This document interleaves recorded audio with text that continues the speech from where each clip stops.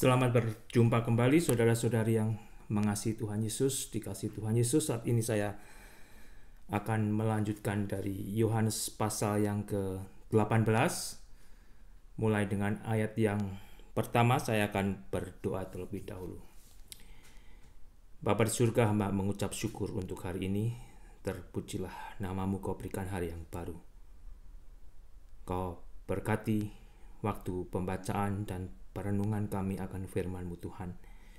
Berikan berkat surgawimu, biarlah kau juga boleh berikan kelaparan dan kehausan akan firman-Mu dan kebenaran-Mu.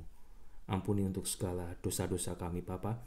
Dalam nama Tuhan Yesus hamba boleh berdoa dan mengucap syukur. Amin.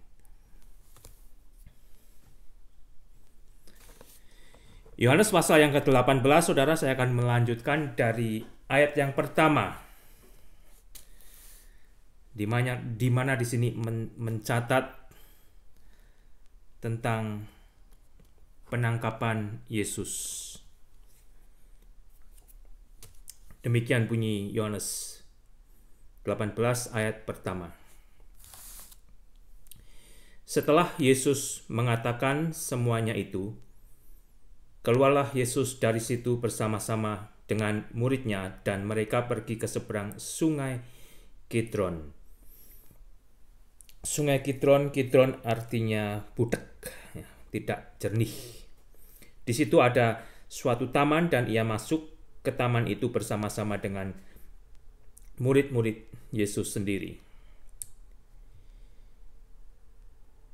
Saat itu sehari sebelum Paskahnya orang Yahudi. Dan sungai Kidron, sungai kecil, sungai tersebut mengalir melalui bait Allah. Dan dengan adanya perayaan Paskah yang segera dimulai, saat itu sungai itu berwarna merah karena banyak darah yang dituangkan ke sungai itu dari ribuan domba yang disembelih sebagai korban Paskah. Dan ketika Yesus melewati sungai Kidron itu, di situ tidak bisa kita bayangkan bagaimana dia akan sebentar lagi melihat darahnya sendiri yang dicurahkan untuk dosa manusia. Orang Yahudi melakukan ritual mempersembahkan domba sebagai persembahan di dalam bait Allah mereka. Tetapi anak domba Allah yang bisa menghapuskan dosa dunia saat itu sedang menuju ke pembantaian, yaitu Yesus sendiri. Yudas yang mengkhianati Yesus tahu juga tempat itu karena Yesus sering berkumpul di situ dengan murid-muridnya.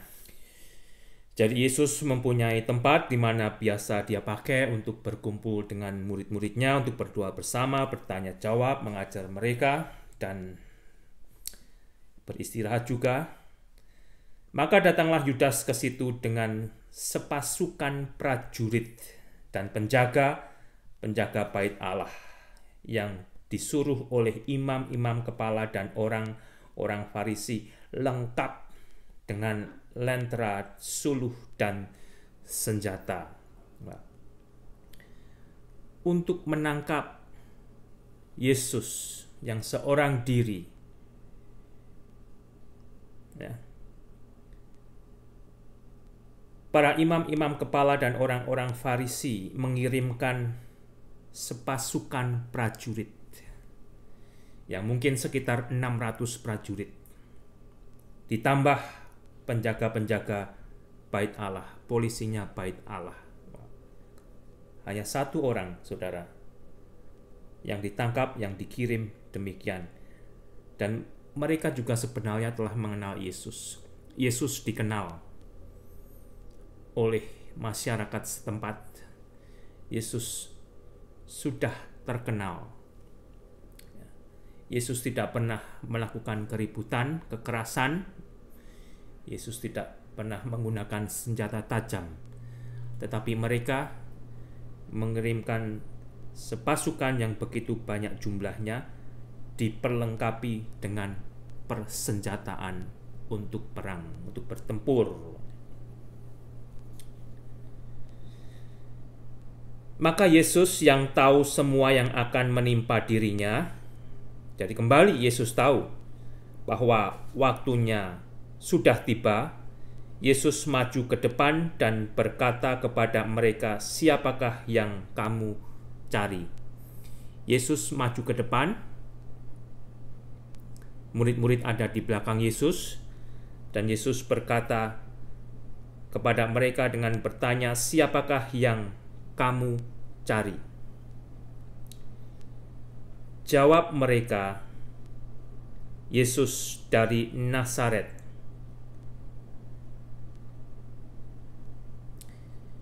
Bukankah mereka sudah mengenal Yesus? Setidak-tidaknya juga ada Yudas yang tahu pasti siapa Yesus, dan ada orang-orang Yahudi yang lain yang telah pernah menyaksikan perbuatan Yesus. Tetapi seolah-olah mereka tidak mengenal Yesus. Mereka mencari Yesus. Yesus itu yang mana ya? Sehingga Yesus maju ke depan dan bertanya kepada mereka. Kembali Yesus bertanya, "Siapakah yang kamu cari?" Jawab mereka, "Yesus dari Nazaret." Jawab Yesus kepada mereka, Yesus berkata, "Akulah dia, I am. Akulah dia, Yahweh, yang kamu cari." Yudas yang mengkhianati Yesus berdiri juga di situ bersama-sama mereka. Perhatikan ayat yang ke-6, saudara. Ketika Yesus berkata kepada mereka, "Akulah dia," ada satu peristiwa besar yang terjadi sebenarnya. Mundurlah mereka dan jatuh ke tanah.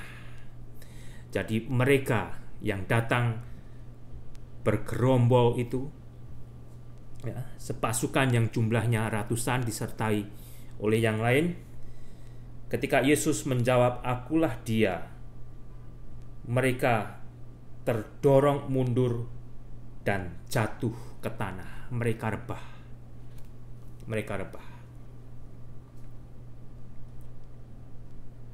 Sebenarnya tidak ada yang bisa menangkap Yesus. Tidak ada yang bisa menyentuh Yesus. Kecuali kalau Yesus sendiri yang memberikan dirinya untuk mereka tangkap.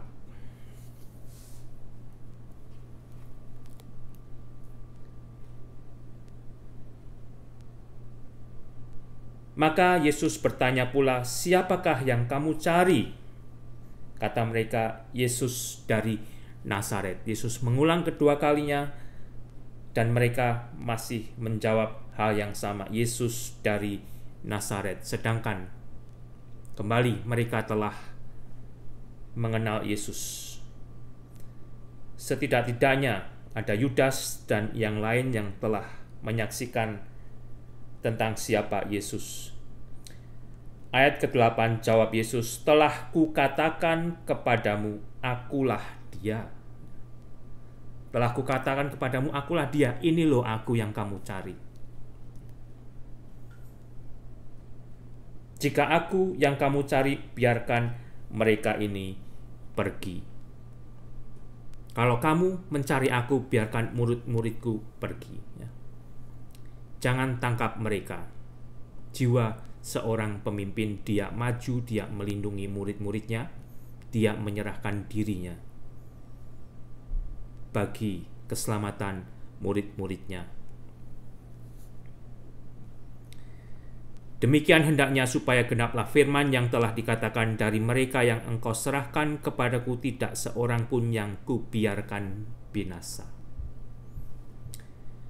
Murid-murid yang percaya kepada Yesus dipelihara oleh Yesus, dilindungi oleh Yesus, dijaga oleh Yesus, sehingga mereka tidak binasa.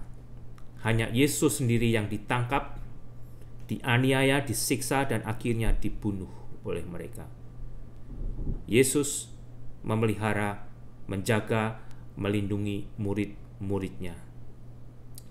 Lalu Simon Petrus yang membawa pedang menghunus pedang itu, menetapkannya kepada hamba imam besar dan memutuskan telinga kanannya.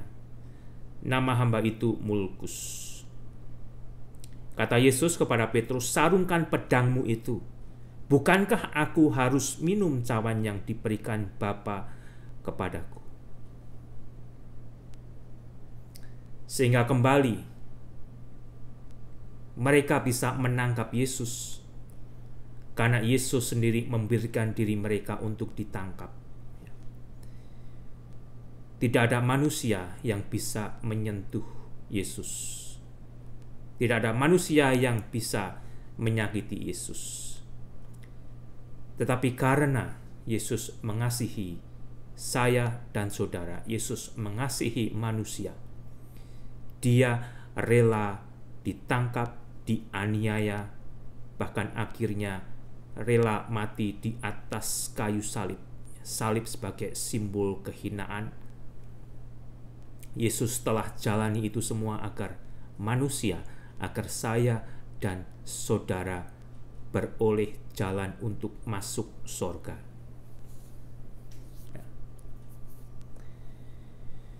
Yesus adalah pemimpin yang tidak mengajarkan kekerasan. Yesus adalah pemimpin yang mengorbankan dirinya untuk melindungi murid-muridnya. Yesus adalah seorang pemimpin yang mau mati justru bagi para orang-orang yang juga memusuhi Dia. Kematian Yesus bukan hanya buat saya dan Anda, tetapi kematian Yesus juga sudah Yesus berikan sebenarnya kepada orang-orang yang saat itu memusuhi Yesus, bahkan saat itu yang menyiksa, menganiaya, bahkan membunuh Yesus. Sampai saat ini juga kematian Yesus bagi Anda yang masih menolak Yesus, yang masih membenci Yesus, yang masih memusuhi pengikut-pengikut Yesus. Kematian Yesus juga bagi Anda. Allah begitu mengasihi Anda yang belum mau diselamatkan Allah untuk percaya kepada Yesus dan diampuni dosanya. Karena kembali, Anda hanya bisa masuk ke sorga jikalau dosa Anda ada yang mengampuni. Anda sendiri tidak bisa mengampuni dosa Anda. Manusia lain tidak bisa mengampuni dosa Anda karena manusia sudah terjatuh di dalam dosa. Dan hanya Yesus yang sempurna, anak domba Allah yang sudah dikorbankan oleh Allah sendiri untuk mati di atas kayu salib. Dialah yang sempurna yang bisa menebus dosa Anda dan memberikan sorga. Disitulah saudara. Saya katakan bagi orang Kristen, terkadang saya melihat postingan orang Kristen yang membanggakan orang suci ini, orang suci itu, tetapi tidak pernah memposting Yesus bagi dirinya sendiri untuk diberitakan di sosial media. Yesus ini melebihi orang suci ini, orang suci itu, pemimpin ini dan pemimpin itu, saudara. Ketahuilah tentang Yesus Anda. Saya katakan ini bagi orang Kristen. Ketahuilah tentang Juru Selamat Anda. Dan sebenarnya disitulah Anda dipanggil untuk menyaksikan Yesus. Justru yang Anda saksikan kok yang lain. Ada yang tidak beres di dalam diri Anda. Saksikanlah Yesus.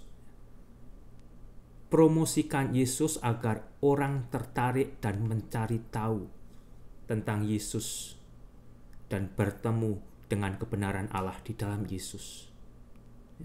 Kalau pada akhirnya manusia tidak mau percaya, tidak mau menyentuh, ya tidak apa-apa.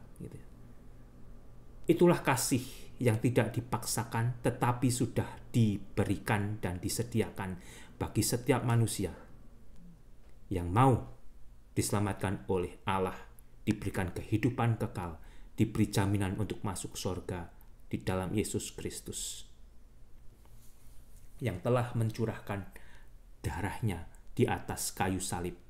Darah Yesus adalah penghapus dosa manusia. Yesus sudah mati, saudara. Tetapi Yesus juga sudah dibangkitkan.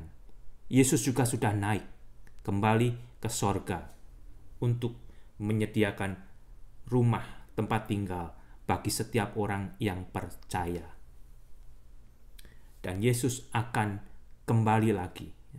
Kembali kalau saudara membaca Alkitab, Anda akan tahu kisah tentang Yesus, cerita tentang Yesus tidak berhenti 2000 tahun yang lalu. Ini masih dalam progres, saudara. Kalau film belum selesai. Belum selesai. Baru episode pertama. Nanti episode kedua, Yesus akan kembali untuk menjemput jemaatnya di angkasa. Dan episode ketiga, Yesus akan kembali untuk menempatkan kakinya di bumi ini sebagai penguasa. Sebagai penguasa, saudara bisa baca di dalam Yohanes 14, pasal 3, saudara boleh catat, Kisah Rasul pertama ayat 11, 1 Tesalonika 4, ayat 13, itu adalah janji-janji tentang kedatangan Yesus. Yesus akan datang kembali di angkasa untuk menjemput jemaatnya yang masih ada di bumi ini. Dan barulah nanti Yesus akan kembali ke bumi ini untuk memerintah sebagai penguasa, untuk menutup episode terakhir. Dan akhirnya saya dan saudara yang percaya akan tinggal selama-lamanya bersama Yesus di langit dan bumi yang baru. Ya, kembali saudara, itu Anda bisa baca. Kalau Anda mau baca, silahkan.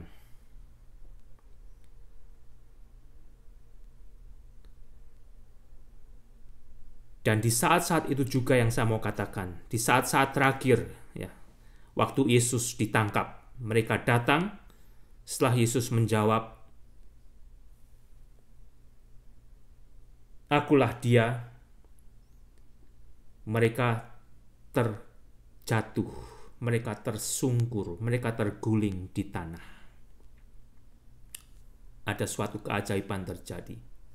Selain itu, setelah Petrus memotong salah satu kuping orang yang ikut datang untuk menangkap Yesus, Yesus pun masih melakukan mujizat terhadap dia yang datang untuk menangkap Yesus. Kupingnya dipasang balik oleh Yesus. Ya. Kuping yang sudah dipotong dipasang balik oleh Yesus. Tetapi kembali mata mereka tetap buta. Prajurit-prajurit ini telah buta. Orang-orang ini telah buta. Mereka telah diperbudak oleh para imam-imam kepala dan orang-orang Farisi yang membenci Yesus, yang mengikuti dusta, bapa segala dusta, yaitu iblis, yang telah membunuh manusia sejak semula, yang saat itu mau membunuh Yesus. Tetapi dengan terbunuhnya Yesus melalui tangan mereka, justru Yesus yang mati telah memberikan kehidupan bagi manusia yang mau percaya kepada Yesus. Kematian Yesus membuat saya dan saudara mendapatkan jalan dari Allah untuk masuk sorga. Ya. Ayat 12, maka pasukan prajurit serta perwiranya dan penjaga-penjaga yang disuruh orang Yahudi itu menangkap Yesus dan membelenggu Yesus. Yesus yang bukan orang berandalan, dia ditangkap, dia dibelenggu. Kalau saudara perhatikan di Alkitab, Yesus marah-marah itu juga hanya di beberapa tempat. Di bait Allah, ketika bait Allah itu digunakan sebagai tempat untuk berjualan, sebagai sarang penyamun untuk mencari keuntungan. Yesus sendiri terhadap murid-muridnya, dia penuh kasih, bahkan terhadap Yudas pun. Di saat-saat terakhir, Yesus masih mengingatkan akan perbuatan Yudas yang mengkhianati Yesus. Mulut Yesus tidak kasar terhadap murid-muridnya. Yesus penuh kasih. Yesus merindukan agar murid-muridnya dididik di dalam kasih dan akhirnya mengerti, sehingga Yesus setelah meninggalkan mereka, mereka juga hidup di dalam kasih Yesus. Mereka tidak akan melakukan pemberontakan. Mereka tidak akan melakukan pemberontakan. Di Lukas pasal yang ke-22, saya coba akan membaca sejenak mulai ayat 47. Waktu Yesus masih berbicara, datanglah serombongan orang, sedang murid-muridnya yang bernama Yudas, seorang dari ke-12 murid itu berjalan di depan mereka. Yudas mendekati Yesus untuk menciumnya. Maka kata Yesus kepada Yudas, "Hai Yudas, engkau menyerahkan anak manusia dengan ciuman." Ketika mereka yang bersama-sama dengan Yesus melihat apa yang akan terjadi, berkatalah mereka, "Tuhan, mestikah kami menyerang mereka dengan pedang?" Murid-murid sudah bertanya kepada Yesus, mestikah mereka akan mati untuk melawan pasukan yang begitu banyak dengan pedang? Tetapi Yesus tidak. Yesus tidak menggunakan pedang. Bahkan ketika kembali Petrus menggunakan pedang untuk memotong kuping Mulkus yang datang untuk menangkap Yesus, Yesus mengingatkan kepada Petrus, kalau kamu pakai pedang, kamu juga akan mati oleh pedang. Di dalam kehidupan saya dan saudara, biarlah kita juga boleh belajar dan diajar oleh contoh Yesus. Hati-hati dengan kekerasan yang kita lakukan, dengan kekasaran yang kita lakukan.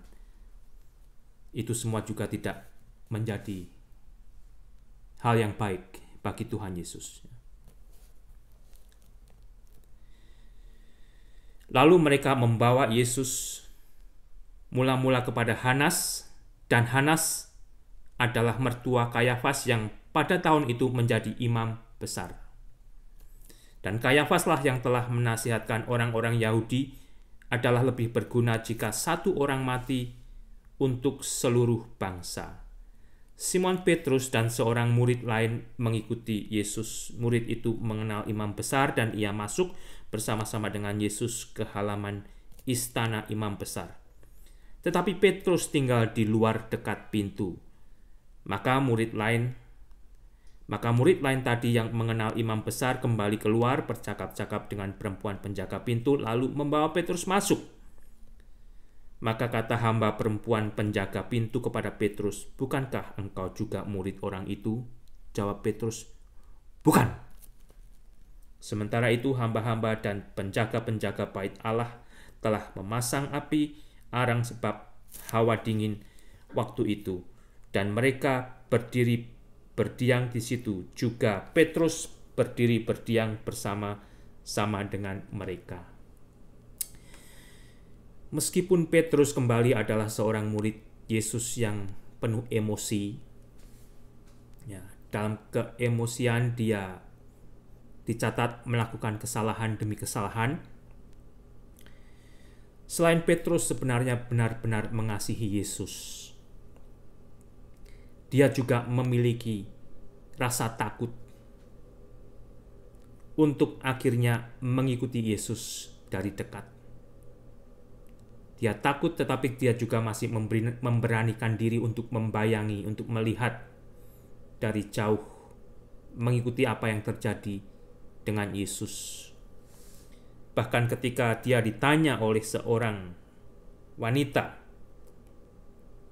perempuan penjaga pintu, Petrus tidak berani mengakui jikalau Petrus adalah pengikut Yesus.